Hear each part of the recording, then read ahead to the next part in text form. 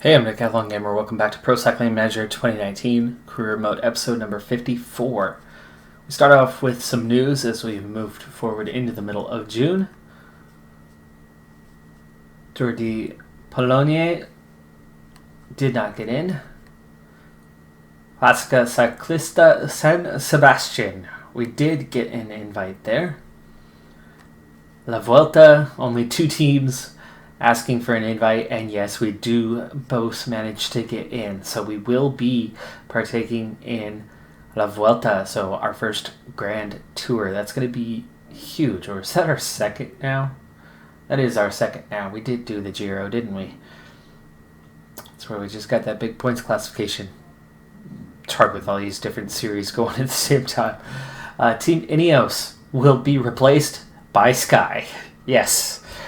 Back into the peloton, short break. They return to the same team. And Trek will be replaced by Emirates. Wow. Okay. Big news there. Big news across the board on that one. We are ready to begin the Baloise Belgium Tour. However, this one is a sponsor objective. Looking at the calendar the rest of the year, the last day of July deadline to sign the deal for next year comes with just 2 more races. Of course, the sponsor confidence is pretty well secure at this point, so this race doesn't mean much, but of the 2 at 1.5 stars, it is a little more important. It could have a little bit of a negative impact, and I don't know. The competitive nature in me just wants to succeed and not give up. We've only had a single failed objective so far this year. And so for this one, we need a stage victory. That's what we need to keep an eye on, is a stage victory.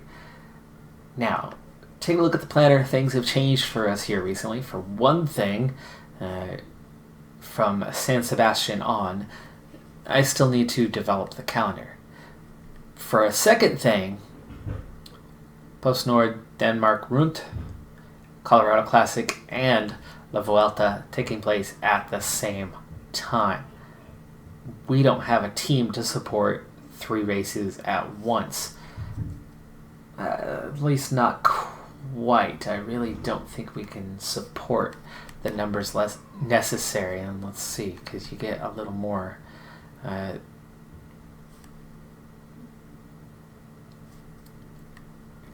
guess we're kind of... You're not going to get the minimum until we actually go in and start adding riders and see where it becomes eligible. But at the same time, I'd like to take a full team to La Vuelta. So even if we were only to take about 5 to each of these, we're looking at 18 riders. Do I even have that many? Let's see, 4, 5, 10, 15, 16. We do have 18. However, we do have broken collarbone, broken rib, back in time before August. That's not to say that we won't have someone later on. And those races won't be vital. So maybe we can survive. But let's see how we're looking now as we move forward into that period in terms of how overloaded are we. At the moment, it looks very, very overloaded. Let's see, though. We have Utah and Bink Bank. Okay, starting from here. Sponsor objective, can't get rid of that one. Colorado Classic, we could. You know what, let's just do it. Let's free up that calendar a little bit as best we can. La Vuelta is still there.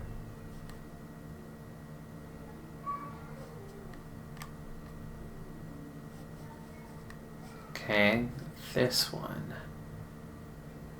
Not familiar with, but let's go ahead and free us of that obligation. There we go. Things are getting a little bit smoother now.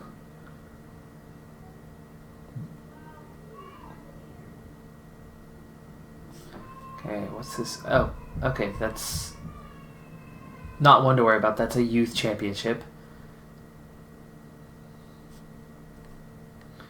Okay, we still have 3 here, but we don't necessarily need to fix that just yet. As in the Britannia Classic. Haven't gotten feedback yet on whether we're going to be in or not.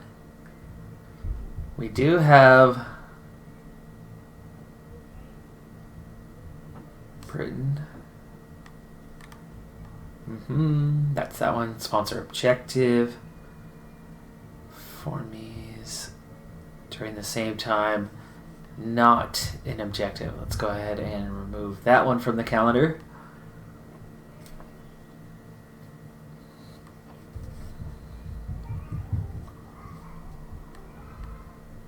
And in the final days, it looks like we do have some other races that could interfere.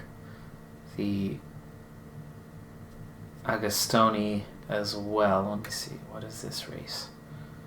Not anything I actually need. Let's just go ahead and take it off now, even though we might end up getting rid of the Tour of Britain if we get into either of these, as they are, of course, World Tour races. There we go. Okay, that fixes up the calendar mostly. We still have potentially 3 conflicts where we might need to just forcibly bring whatever number of riders we need to make it work.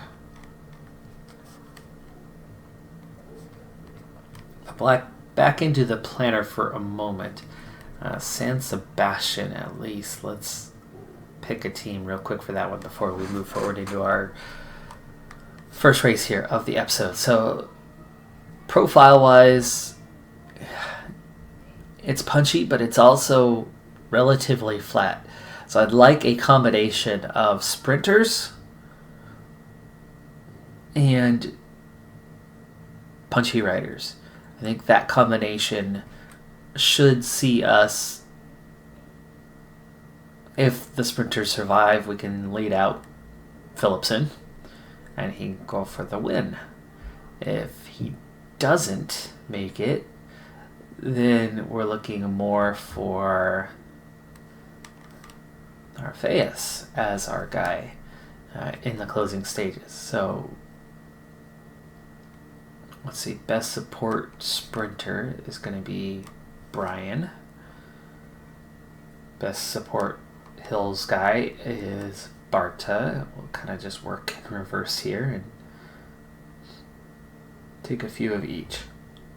There's Owen, and then we have Godry and Ooms.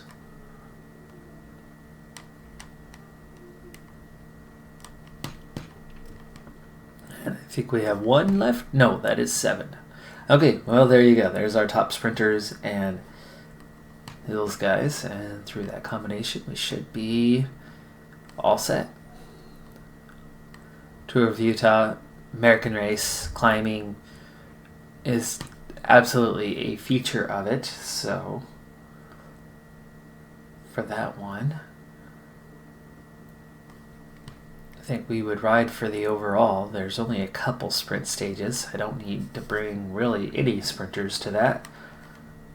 So do we want to spend the time of these busy riders like Evenepoel, or should I ride for somebody else this time, like McNulty? Let's ride for McNulty for a change, as he is the American rider. We'll leave Evenepoel home for that one. Not an objective, not necessary. So what do we have for American support? Let's start there. Let's bring some Americans to the race, and then we'll fill it out with some help.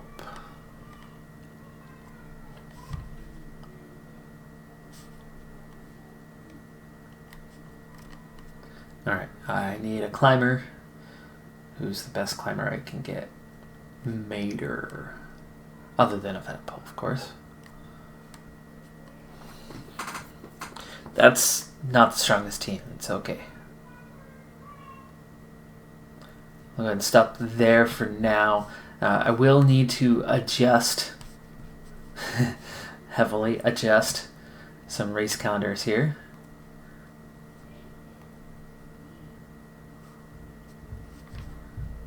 But I'll do most of that off camera. You can definitely see where we've left off, as in Österreich.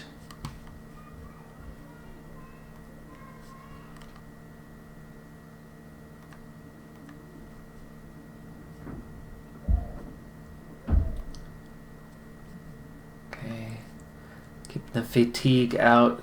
We do have a little bit of a clearing in our calendar. That's going to help because I had forgotten to take care of this at one point, and we're seeing the nasty effects of that now, as a lot of guys are suffering from fatigue here or there or everywhere.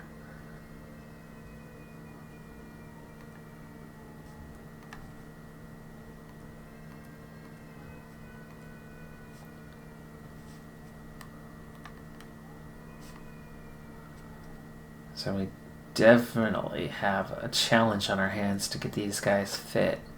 But again, the light calendar really helping with that. Really helping with that. Let's take the break here.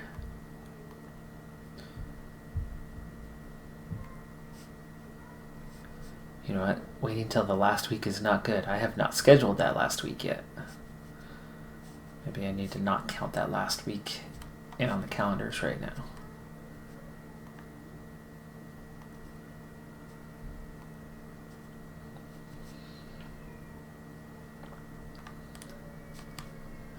Well, let's go ahead and get started on the Baloise Belgium Tour.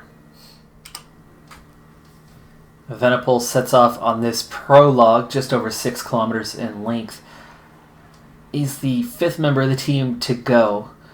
He is our favorite for the overall, of course, and he's a decent prologuer. The only thing about this is that it's incredibly tight top to bottom. Right now, my lowest placed rider is just 8 seconds off the lead of Mühlberger and Damien Howson. And yet, he is in 85th place, just 8 seconds behind. So, very, very tight field. And Evenepoel picks up a -1 race day condition, not helping him at all. Also contributing to how tight this field is.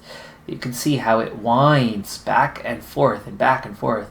And that leads to a very, very precarious position of...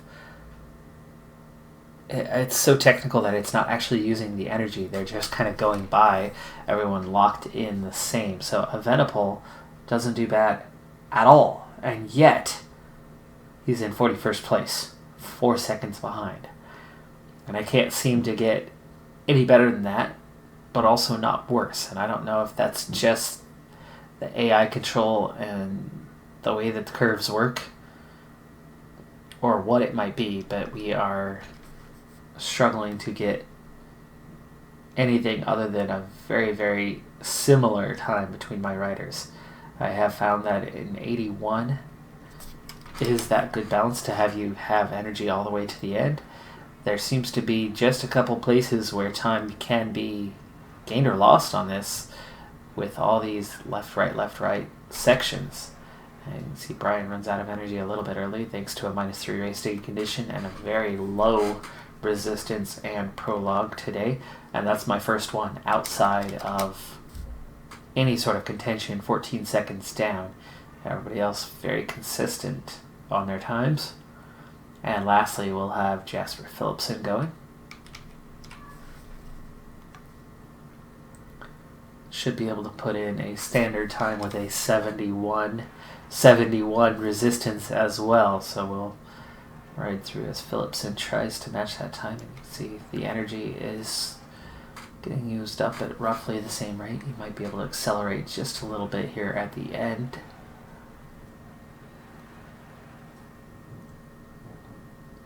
Ooh, just 2 seconds down for him in 17th. That's still 2 seconds behind, and yet it looks like he's going to be outside of the top 20.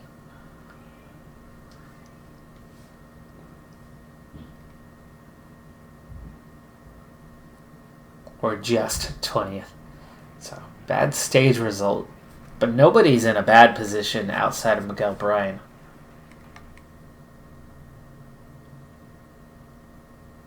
To check the profile, I think we mostly have flat stages. Yeah, stage 2, very much favoring Philipsen. So is stage 3. Only a couple cobbled sections that we hit 3 times with 3 tiny little climbs. That's not going to hurt much. Stage 4, though, very punchy. Plenty of climbing to do, though. So mountain and hills rating will matter on that one. Stage 5 on the flat again. And you might, right? Somebody like Philipsen might survive a stage like stage 4. Meaning Evenepoel not necessarily the favorite to win this.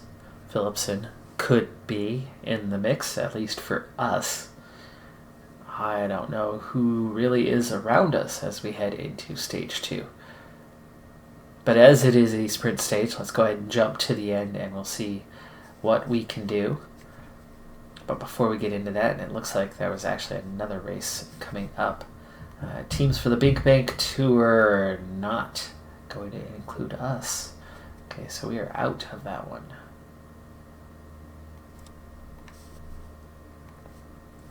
And it looks like we have another new race to participate in that I'm not going to, participate in, as we do have an injury. We're down a man. Let's get, Felchi out there to join then, and we'll quick send that.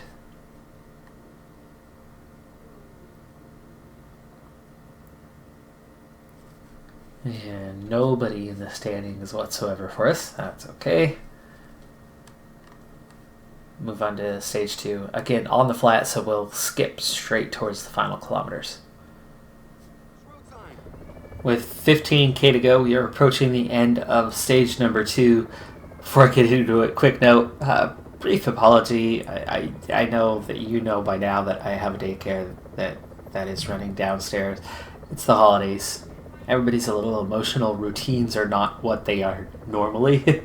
So there might be a little more background noise than normal, and I'm trying to improve it. And it has improved a bit. You may have noticed I do have some soundproofing now. I'm kind of on my second stage of that. But anyway, let's continue here. We have just a short distance, and it is definitely time to form our sprint train. Now, Evenepoel, the overall contender, will ride in tow, get the free ride to the end to make sure he doesn't lose time. So then we now focus on Philipsen. His top lead out guy is, of course, Bryan, and then we have Gaudry and Ooms. From there, is it going to be Garrison or Narvaez? Garrison, good on the flat, but Narvaez does have some acceleration, and it really doesn't matter which one of them. They're about the same. They're both going to get used up here early. I would rather them not get fully used up, so we're going to push the tempo and get Garrison out there. Of course, he's the one in back, even though he's protecting a rider, so he's furthest back, so everybody then slows down to get behind him, so we go backwards. That's just completely logical instead of the rider coming forward and them grabbing onto their wheel. Gotta love how it does that to you every time. There we go. Finally we get out front, but a little bit of wasted energy and a few wasted kilometers, but it doesn't matter. We are out front. That's the important part. So Garrison puts a little acceleration in, and now we get Narvaez on the go. We're going to get Ooms ready, and then we'll get Gaudry ready. And now with 6k to go, it's time to get everybody else ready. And Narvaez already nearly done. Boy, he did not last long in that role. Put him to the back. Now Ooms, exactly 5k. Just past the banner anyway. So we're going to put an acceleration in here very soon. 3.8k. We're going to start early on our sprint, but this is not going to allow anyone else to get up close. You can see in terms of where Narvaez is, Mason, Basca, Kalmajan, these guys are all too far back already. Looks like only 3 riders might contest today. Gessner, 75 sprint. Colbrelli will certainly challenge. He's in a decent position, and Sean Dubai. So those are the three to watch out for. Right now, Philipsen ahead of each and every one of them. Ooms has done his job. 3K to go, and it is Godry's turn. His gel has kicked in perfectly in time. He might start to put a little hurting on Brian and Philipsen as he's got a little more pace in him. It looks like we have a big left-hander coming up, so I'll take to the left side of the road here. And he's not putting a hurting in on those guys now as we go under 2K. And we come around there. Very technical through here. 1.5K. Now Brian ready to go. Let's get that status update. It is now the gap is being filled by some quicker guys.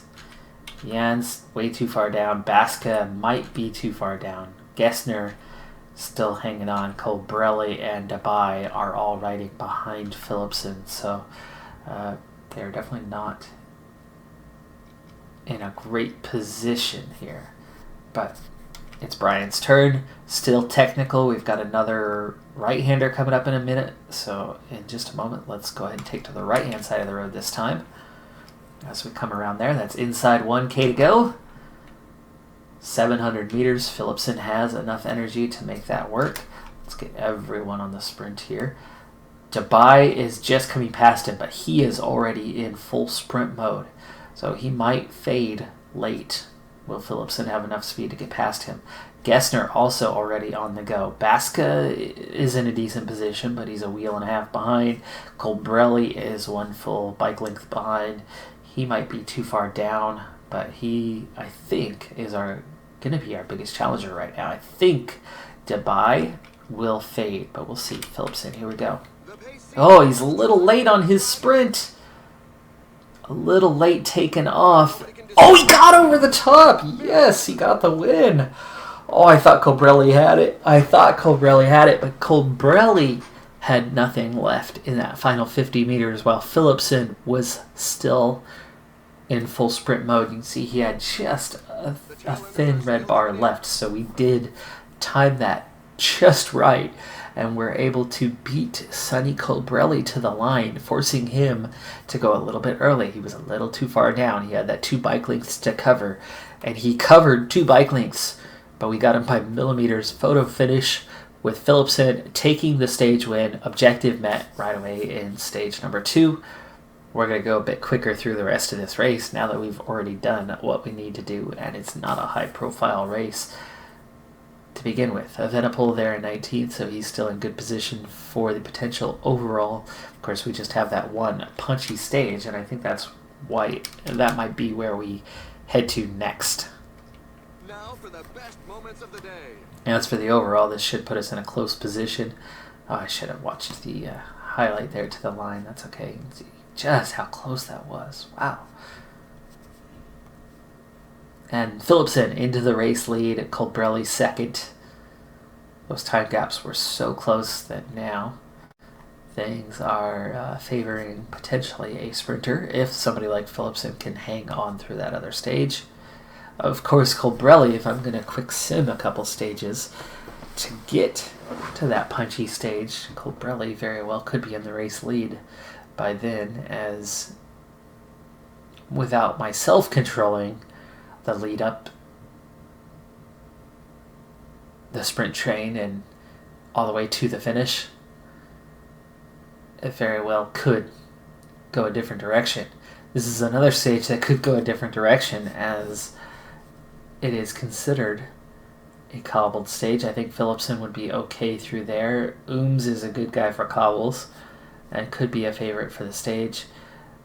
I think I need to play this one out just because of how big of a curveball that cobbles always are on the quick sims. You end up with massive time gaps as if the whole race was like Paris-Roubaix, when that's not reality. We have just a little bit of cobble to do, just a few little tiny hills to do.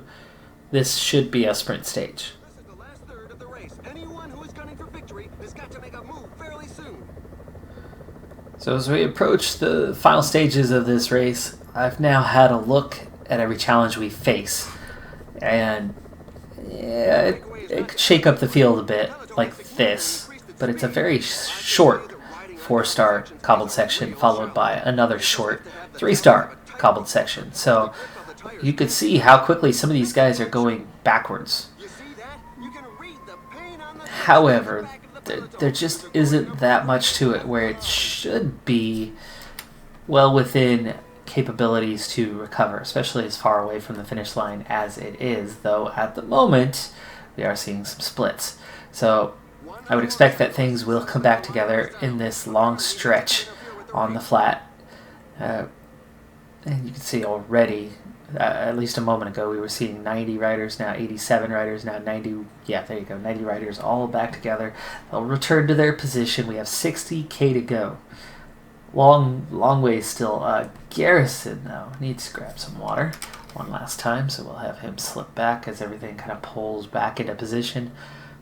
We have to hit that again, and it's not that far away from the finish line, so we're actually coming up on that now. 1k to go. There's the finish, so there is a big right-hander just before the finish line. We'll have to keep an eye out for that. 3 Category 4 climbs. I've already seen those. They're tiny. They are tiny. Let's go ahead and go back to the overhead view for a little bit, but when we approach those again, we'll pull it back in. So pace, well, it is pretty hot. The peloton's down to 82 riders, so there will be damage. Riders will be lost. Miguel Bryan not doing well at all despite the protection, so I actually think I should switch him off, but Garrison is the one protecting him, and it looks like both of them are struggling and might be dropped before long. And, that's okay. That's okay. We don't need the full team to go and claim the stage. If other riders are getting dropped, then that's a good sign, really, for us. Breakaway's been caught. We've got 84 riders, and we're going to head into that climb. We'll go times 2 speed. Here you go, 1k to the top, and you already hadn't even started going uphill. That's the uphill. Yeah, that's it. Looks like we're about to see some splits, though. Bryan, Garrison, both of them going backwards. Now just 38 left in the peloton before we even hit the second. That's a little surprising, but it's the pace. The field has been pushing for at least half this race really hard. Here we go. Here's the next one. Again, very, very short. Only about 700 meters of climbing. And really the percentage wasn't even that bad. There you go. Garrison and Bryan have been dropped. I'm going to go ahead and set these 2 to auto. Their day is done. We've got 29 left. Narvaez, the next one, who is really struggling to protect Evenepoel, but we've got Evenepoel, Gaudry, Ooms, Philipsen up here. So Gaudry's riding solo, but here's that last climb. Narvaez at least could and should get me over this, and the group behind us has remade contact, so things have slowed down a little bit as riders have been dropped. We don't have someone to pick up the pace, so 18k to go, and I'm tempted to attack the cobbled sections a little bit. Make sure we, A, don't get dropped, and B, are in a strong position to, not get dropped. And maybe, just maybe, split off most of the field and have a small group to the finish. So I will take what's left here as we approach that section. We're only a couple K away from it. Garrison, Bryan are too far back, though. So I will leave those two out of the mix. So deselect them, take everybody else, and we're going to go 99. I ride for Evenepoel for the overall, Philipsen for the stage, Ooms in good shape, and our best cobbled guy, who's a monstrous 82 today. And then Gaudry and Narvaez. Narvaez is not going to last but a moment here, so let's get Gaudry ready as well. This is 13k. We want to go just to the front, so Narvaez, it's not about leaving anyone behind at the moment. And he's actually done before he ever even gets started. That's okay, though. That is okay. Okay, Gaudry, take us into it. Here we go. 4-star section, 1.5k. Already in towards the end of that a little bit. Narvaez is fading. Philipsen, what's going on, buddy?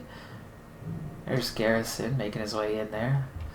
Philipson caught behind some riders, and we see a split. Just 22 riders at the front now.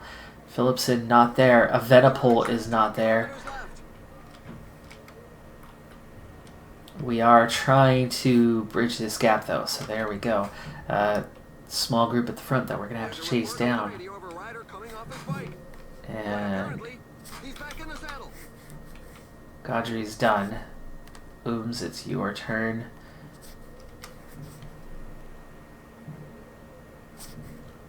Lead us to the promised land. There you go. Back in touch with the front guys.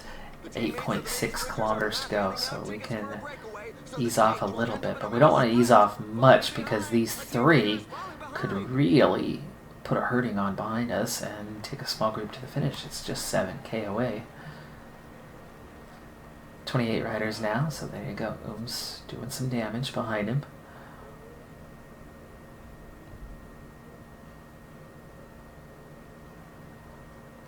$6K. See your gels, and let's also see Ooms recover to the back a little bit. I want Evenepoel to go to the front. 5 kilometers remaining. That's another rider with a flat tire. This road is really Poor Vervecchi, but he's way down the road anyway. Just 20 riders now in the peloton. This is the key thing here. Ooms, I don't think he's going to last, but we are dropping riders, so just 17 of us now. 3K to go. Hello, hello. Evenepoel, gel kicking in, 2.6K. I want to make sure that we don't lose those guys, but at the same time, I need to give Philipson every chance to win this stage. And we're coming up on 1.4K, 1.3K. Give me your sprint, Evenepoel. There you go. And Philipson, 1K. Doesn't have a lot of energy, but here he goes around the corner. Evenepoel in a strong spot, but he's not going to have enough to sprint. Philipson's going to take the stage over the challenge from Colbrelli. That was Colbrelli who tried to take off there with a teammate leading him out a little bit early. Just 16 riders at the finish. Evenepoel and Ooms are both here in the top 10, and that's going to set us up very strongly for that final stage. For one thing, Philipson strengthens his lead, though Colbrelli strengthens his grip on second place. And meanwhile, Evenepoel in 8th is now in a small group of riders left in contention. I really didn't think things would thin out that much by the end of this stage. But two things surprised me. One, cobbled sections, even though they were very short, they were very tough sections. And then two, the pace throughout the stage. We started slow, but for 2/3 of that stage, the tempo was very high. Enough so that even on a sprint stage, pure sprint stage, no cobbles, no climbs, a lot of riders would have been dropped today, period. So that was unexpected. Definitely was not down to us. But it worked out for us. We get our second stage win. We've got 3 guys in contention for the overall, and in what is now a pretty small group in contention for that overall. And you've got to imagine that many of them are not going to be capable of getting through that punchy stage 4 or stage 5, whichever it is. I will bypass a pure sprint stage, though, and that could give a little advantage to Colbrelli if he's able to get another win. But again, coming down to climbing wise, he's stronger on hills than we are.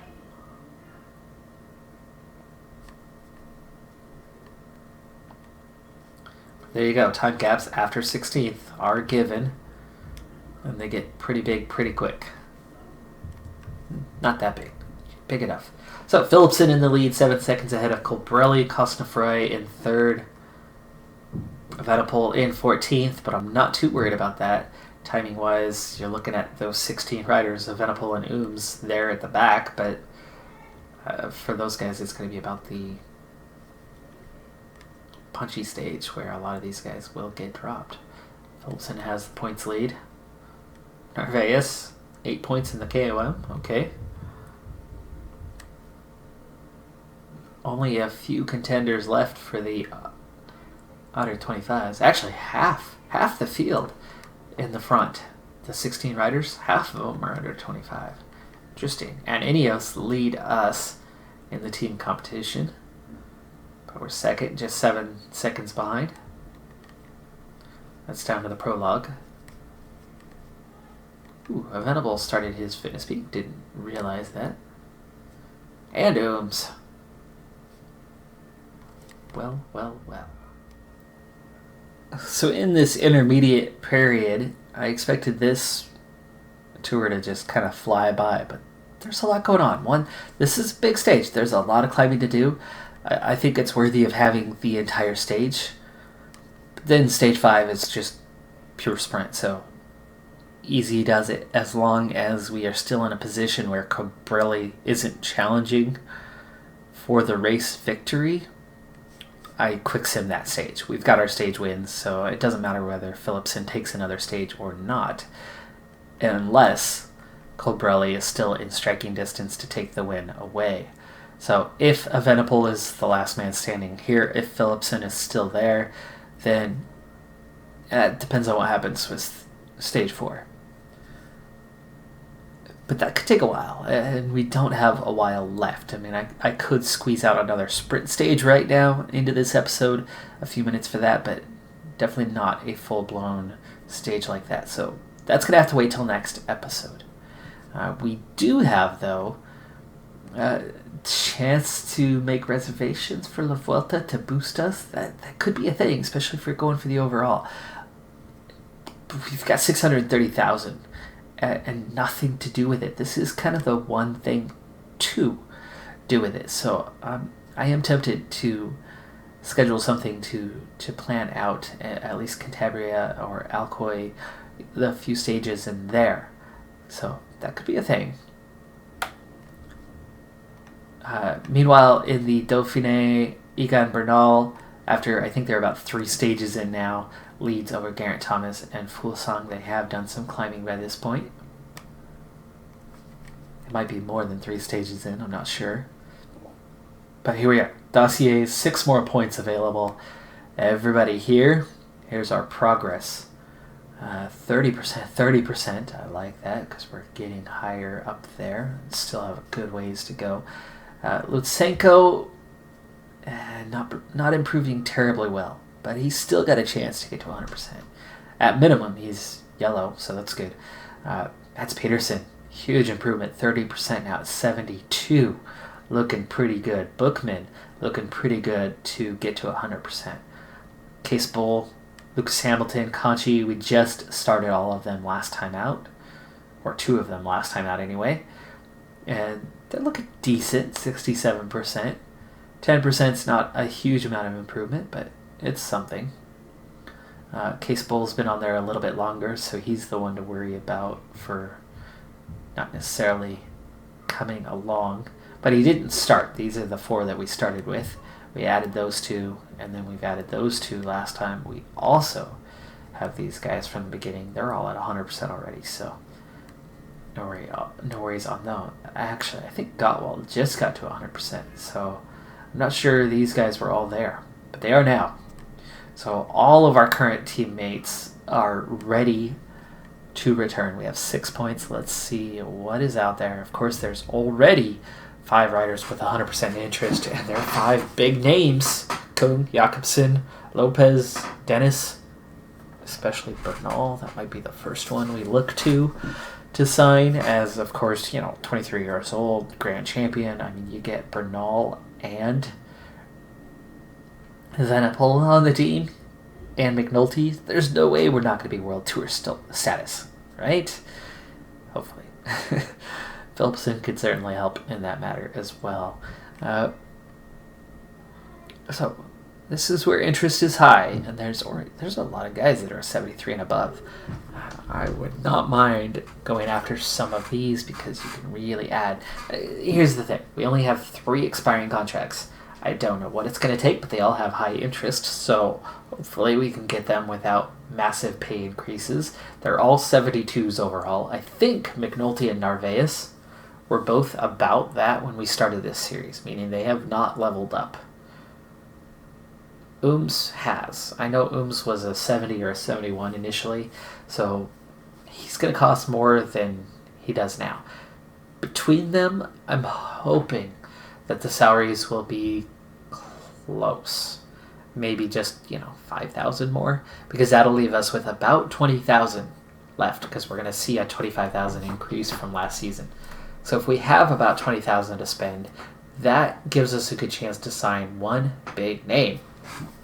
That's about it, though. This is not going to be some massive signing period for us where we go in and grab a bunch of guys. We want one big name and plus the retention of these guys. Though, I would absolutely sacrifice McNulty in order to get a big name. The big name is more important than retaining McNulty at this point. Or Narvaez or Ooms. Because we want to hit World Tour status, and it's going to take at least one big name to do that. So, a bunch of 73s, not necessarily ideal.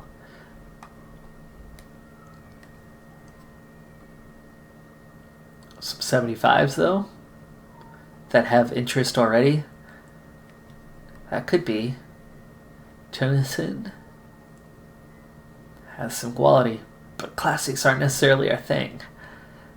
Millard, a bit balanced, but he's 30. Kind of go, I don't know. I don't know. At the 74 mark, though, what do we have? Is there anybody young? Not necessarily. They're all kind of peak age here. And then you jump down to the 73s, where there is a ton of talent. And look at this one. 21-year-old climber, a 77 in the mountains already.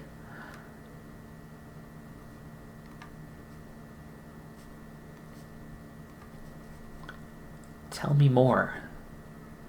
And let's go ahead and open that dossier if he's that good, that young.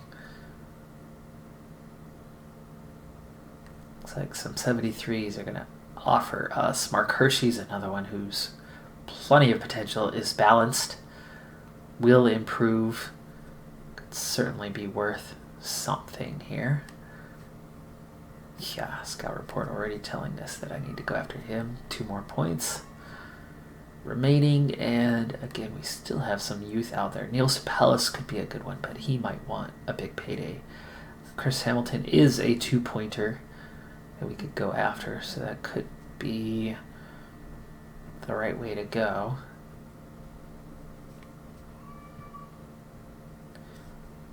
Or Ben O'Connor. I like that mountain rating. Let's go for... Oh, he's 3 points. I thought it said 2. Oh man, my eyes deceive me. These guys are all 3 points. Hamilton as a sprinter. How are we looking? Does more. I mean, he is a punchy guy. That could be a thing for us, right? That gives a whole nother angle. Somebody who's got a 75 hill rating and a 75 sprint rating. That's somebody to, depending on the profile, who you would favor over Narvaez on certain stages. Sure. And looking at, all the names on this list, all of them are better than the 3 guys we're trying to retain, though all of those riders are good. So I'm happy with where we're going.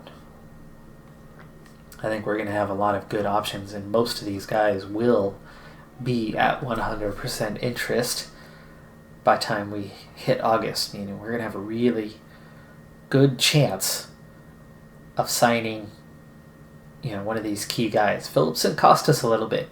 He was not green on the interest. He was yellow, so we did have to overpay a little bit.